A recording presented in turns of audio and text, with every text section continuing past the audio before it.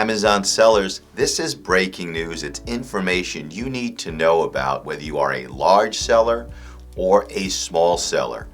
False counterfeit complaints against you are dramatically rising.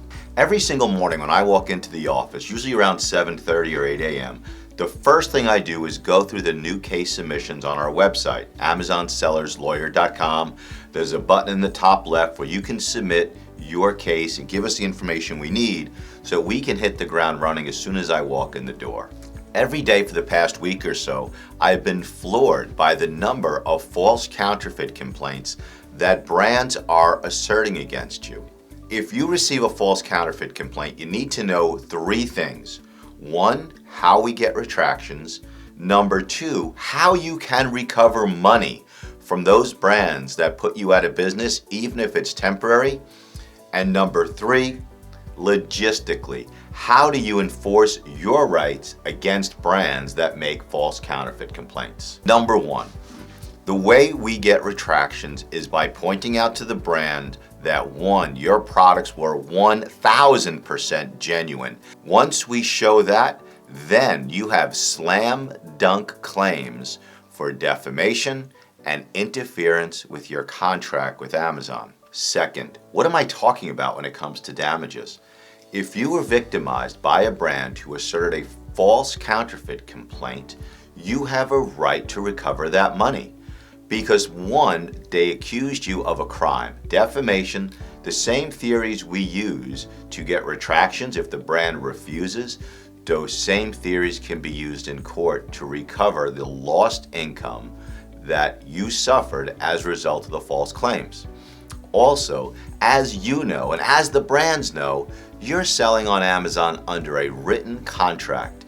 It's called the Business Solutions Agreement. You guys often refer to it as the TOS. The brands know about it as well.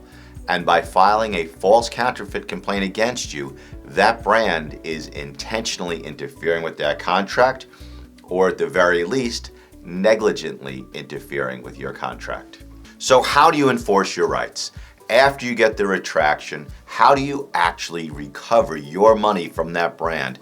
You draft a lawsuit against that brand that made the false counterfeit complaint, and you provide it to them as a courtesy. And you let that brand know.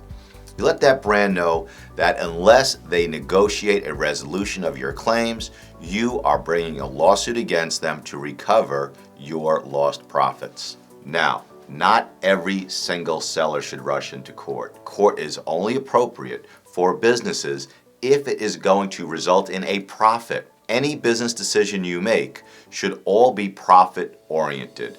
If paying a lawyer, if hiring us to litigate in your behalf will likely result in a profit, then maybe you do it. If it's not going to result in a profit, then don't do it. Litigation only is good for sellers who have lost a significant amount of money because of the brand's false counterfeit complaint.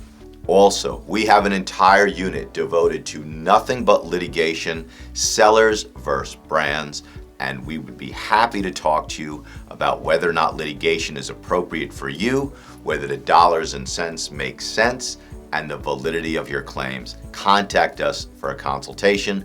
We are here for sellers 7 days a week.